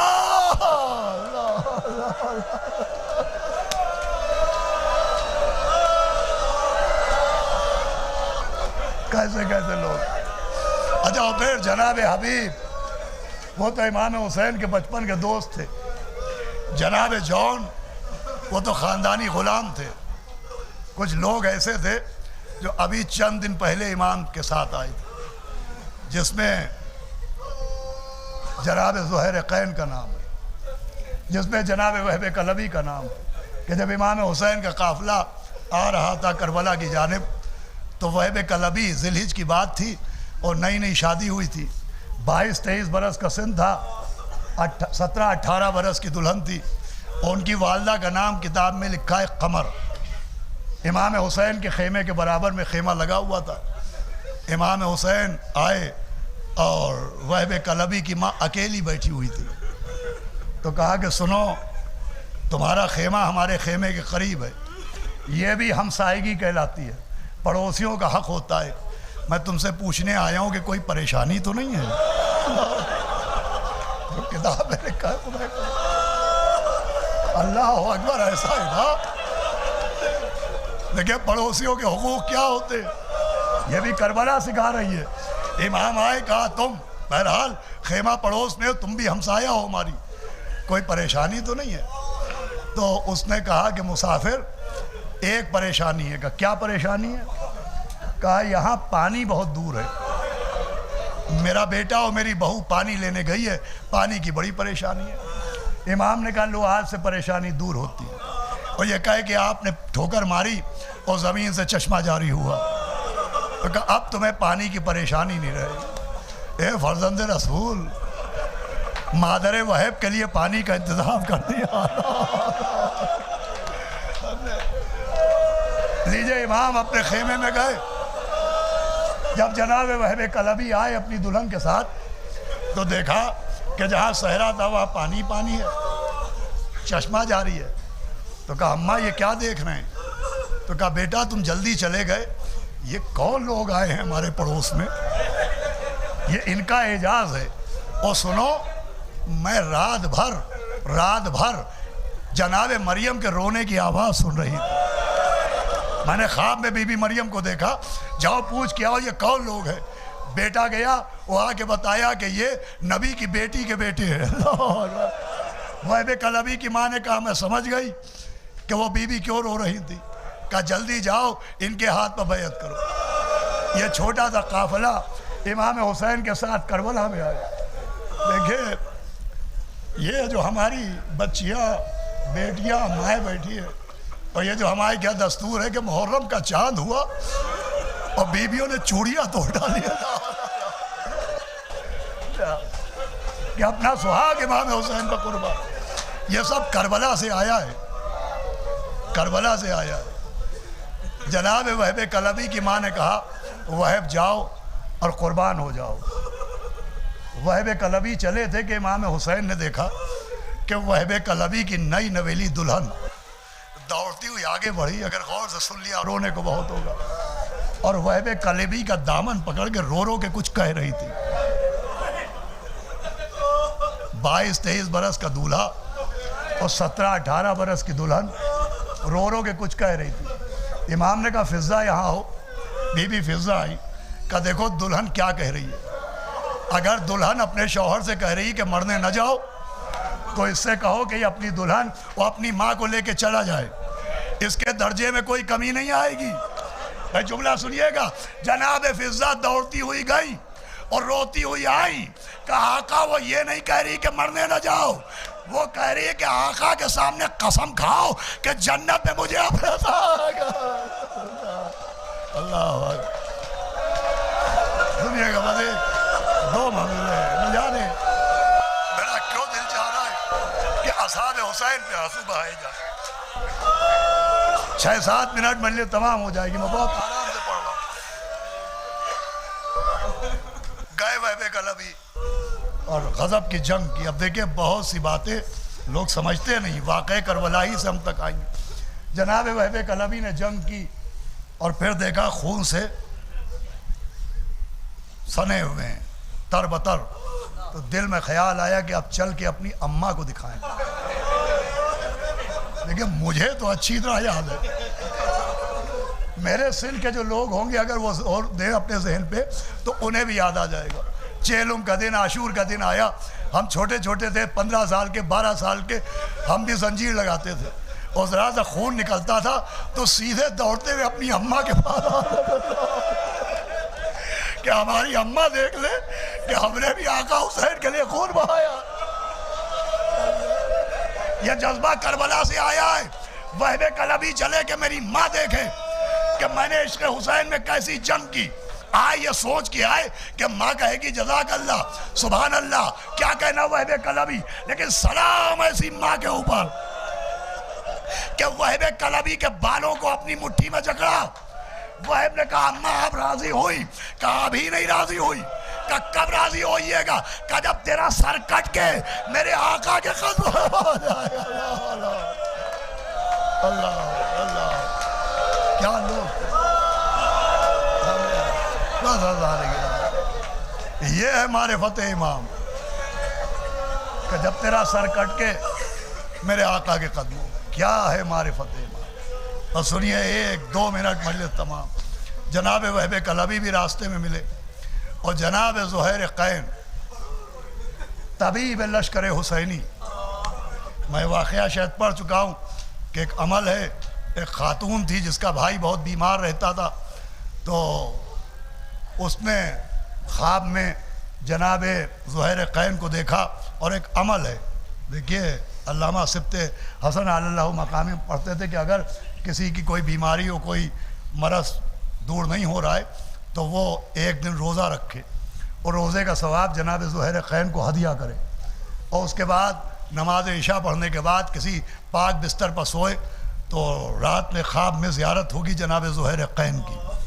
اور زہیر قین طبیب لشکر حسینی ہیں, جو یہ عمل کرے وہ جسے زیارت ہو وہ خواب میں جناب زہیر قین سے پوچھ لے, وہ اس کو مرض کی دوا بتا دیں گے. تو ایک عورت تھی جس کا بھائی بہت بیمار تھا, اس نے روزہ رکھا, خواب دیکھا ایک میدان ہے جس میں ایک بزرگ بیٹھے ہیں, انہیں لوگ گھیرے ہوئے ہیں, لوگ امراض بتا رہے ہیں, وہ پرچے پر دوا لکھ کے دے رہے ہیں. یہ عورت آگے بڑھی, اس نے سلام کیا, انہوں نے جواب دیا. اس نے کہا حضرت میرا بھائی بہت بیمار ہے, اس کے لیے بھی کوئی دوا لکھ دے. تو جناب زہیر نے کہا کہ اس کے ہاں دوا ہے مگر وہ دوا کھاتے ہی نہیں ہے. تو اس بہن نے کہا کہ حضرت ہر حکیم کی دوا, ہر طبیب کی دوا اسے کھلائی ہے, وہ ہر دوا تو کھاتا ہے. کہا نہیں, جو اس کی بیماری کی دوا ہے وہ دوا کھاتا ہی نہیں ہے. تو کہا حضرت اس کی بیماری کی دوا کیا ہے؟ کہا مجلس حسین کا تبرک. اللہ کا تبرک مجلس حسین. اس نے اپنے بھائی سے بتایا تو کہا بالکل سچ فرمایا. جب تبرک بڑھتا ہے تو میں بھیڑ سے بچنے کے لیے کنارے سے نکل جاتا ہوں کہ کون تبرک کے لیے ہاتھ پھیلائے. اللہ, آپ سمجھے مولا حسین کے تبرک کی اہمیت کیا. وہ زہیر قین, میں نے مجلس تمام کی, وہ زہیر قین, ان کا بھی قافلہ امام حسین کے قافلے کے ساتھ چل رہا ہے.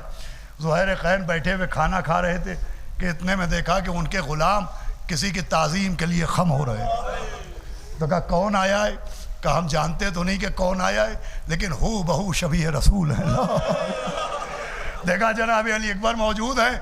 علی اکبر علیہ السلام نے پیغام پہنچایا, زہیر قین امام کے پاس گئے, امام نے پھر اس سے شہادت دکھائی, زہیر قین نے امام کے ہاتھ پر بیعت کی, اور پھر زہیر قین نے بمجلس تمام اپنی زوجہ سے کہا میں نے تجھے آزاد کیا, تو کوفے چلی جا, میں جا رہا ہوں فرزند زہرا پر قربان ہونے, بھائی انشاءاللہ روتے ہوئے اٹھیے گا. یہ کہنے کے بعد زہیر قین نے کہا سنو, میں تمہیں کوفے بھیج رہا ہوں, گھر میں دیکھنا ایک کفن رکھا ہوا ہے جسے میں نے کعبے سے مس کیا تھا. دیکھو جب خبر شہادت آئے تو مجھے یقین ہے کہ میرا مولا حسین شہید ہوگا, لیکن ان کے لیے تو جنت سے کپڑے آئے تھے. اللہ اکبر. ارے کوئی نہ کوئی ان کو کفن ضرور پہنا دے گا، لیکن میرا کون ہے جو مجھے کفن پہنائے؟ تو جب خبر شہادت آئے تو میرا کفن کربلا پہنچا دینا. لیجئے کربلا میں زہرا کا گھر اجڑ گیا، عباس کے شانے کاٹے گئے، اکبر کے سینے میں نیزہ لگا، قاسم کا لاشا پامال ہوا، علی اصغر کے گلے پر نشانہ تاک کے تیر مارا گیا، سوکھے گلے پر خنجر چلایا گیا. اور بعد قتل شاہ ادا کا بڑھائی حوصلہ. ارے گھر جلا کے خاک کر ڈالا رسول اللہ کا. شامیہ بستند بازو زینب و کلثوم را توقیہ اندر گلوئے سید سجاد را. گھر لٹ گیا. زہیر خین کی بیوہ کے کانوں میں خبر گئی کہ زہیر شہید ہوئے. غلام کو کفن دیا کہ کربلا چلا جا، زہیر کا لاشا ڈھونڈنا، یہ کفن پہنا دینا. غلام گیا، کچھ دیر بعد آیا، زہیر خین کا کفن نکالا، بیوہ کے قدموں میں ڈالا. بیوہ نے حیرت سے دیکھا کہ یہ کفن واپس کیوں لے آیا؟ کیا کربلا نہیں پہنچا؟ کب پہنچا تھا بی بی؟ کیا زہیر کا لاشا نہیں ملا؟ کب ملا تھا بی بی؟ کہ یہ واپس کیوں لے آیا؟ کہ بی بی میرا کلیجہ پھٹ گیا، کفن ایک تھا، لاشیں 72 پڑے ہوئے تھے. کئی فرزند زہرا کا لاشا، کئی عباس دلاور کا لاشا، کئی شبیہ پیغمبر کا لاشا. ارے بی بی میں رسول خدا کو کیا چہرہ دکھاتا کہ میرا مالک کفن پہنے، جنت کے مالکوں کا بیٹا.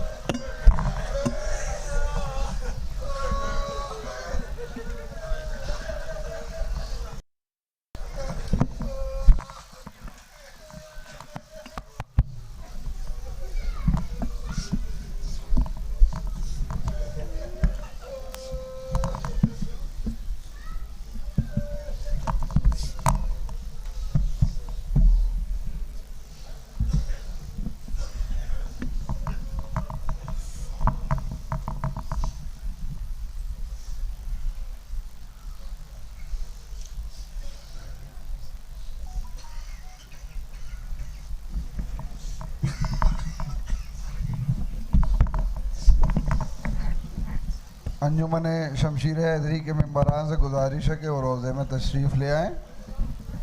ہیلو. آہو ویلا کشته شد حسین،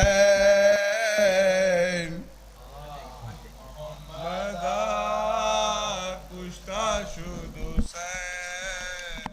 آہو ویلا کشته شد حسین،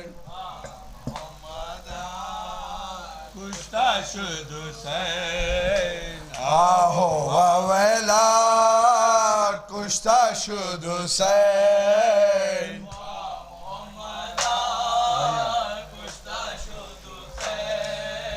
آہو ویلا کشته شد حسین.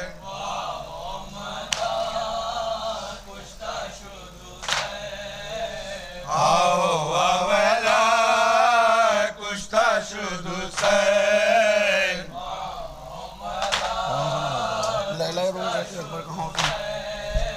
آہو ویلا آصف حسین جناب علی اکبر کے حال کا نوحہ پیش کرنے جا رہے ہیں. آہو ویلا کشته شد حسین،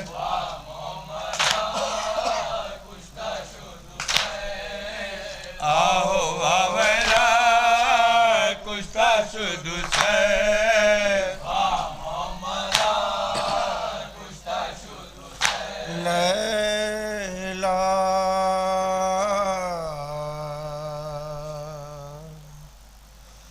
یہ رو کے کہتی تھی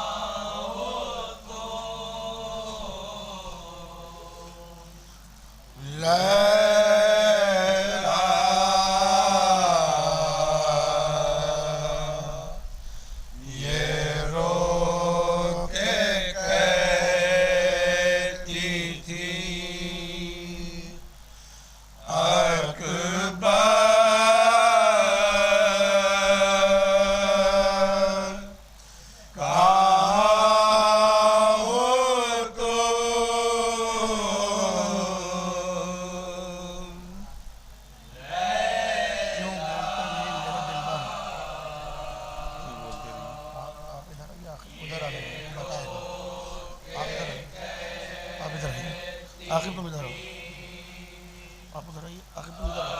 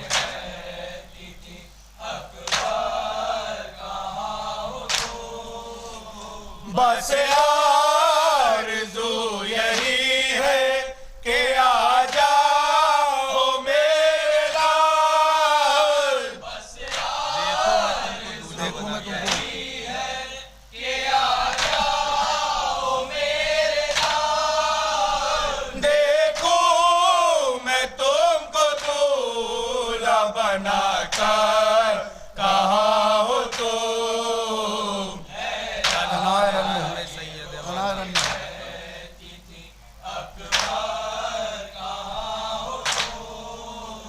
تنہا ہے رن میں سید والا مدد کرو شام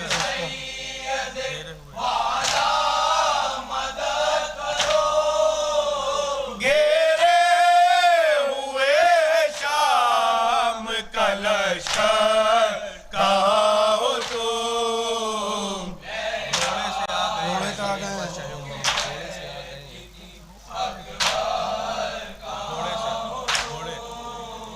گھوڑے سے آ گئے ہیں زمین پر شہ امام سوکھے گلے سوکھے گلے پر چلتا ہے خنجر کہاں ہو تم عمر ماں کے لب عمر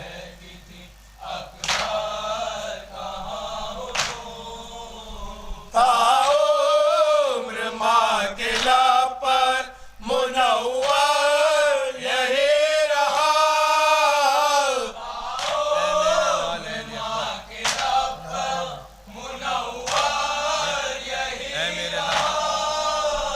اے میرے لال اے علی اکبر کہاں ہو تم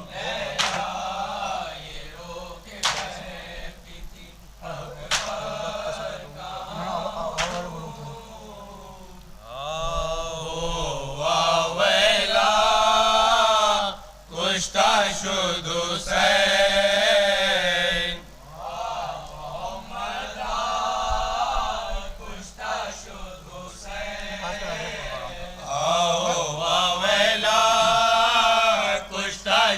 حسین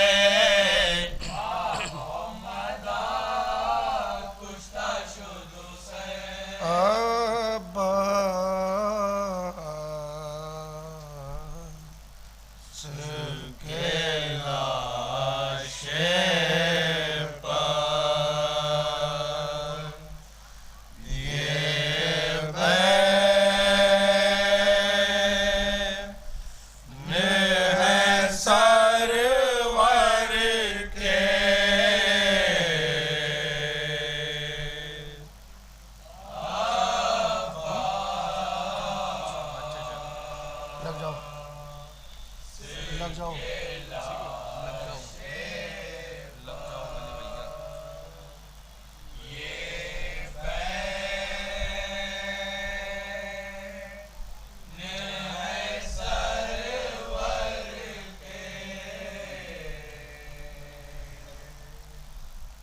لگ جا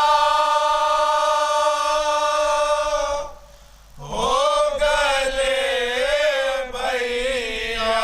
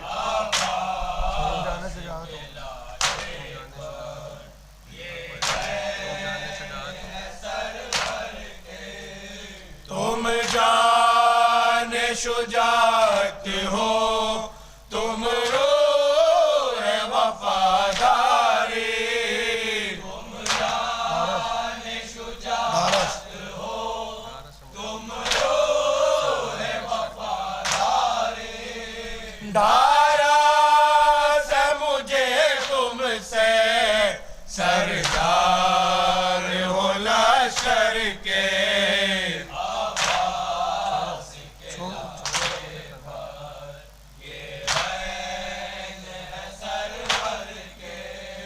چھوڑو نہ مجھے تنہا تاریخ زمانہ ہے چھوڑو نہ مجھے تنہا تاریخ زمانہ ہے روکے رہو فوجوں کو تم شیر ہو حیدر کے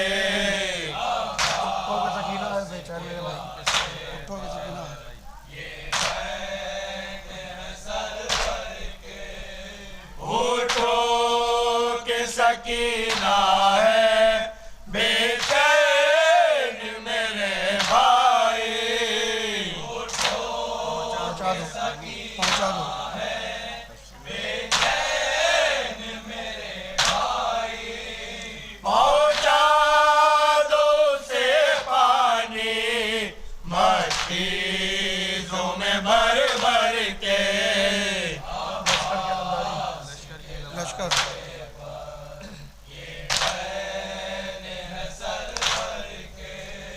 لشکر کی علمداری اب کون سنبھالے گا لشکر کی علمداری اب کون سنبھالے گا کس شیر کے نعروں سے بھاگیں گے لشکر کے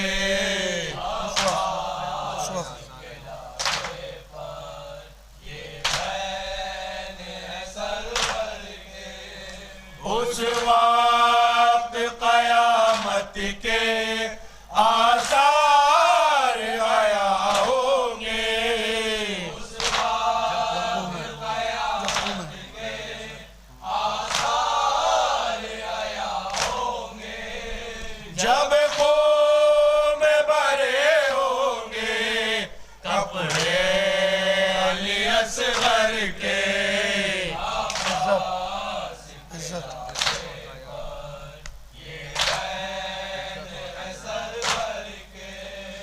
عزت و عطا یا رب شبیر کے صدقے میں عزت و عطا یا رب شبیر کے صدقے میں مشہور جہاں کر دے اشعار یہ نیئر کے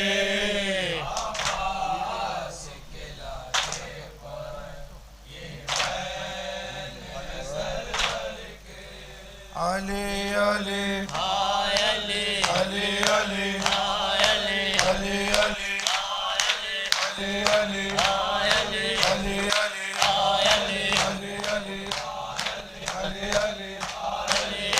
علی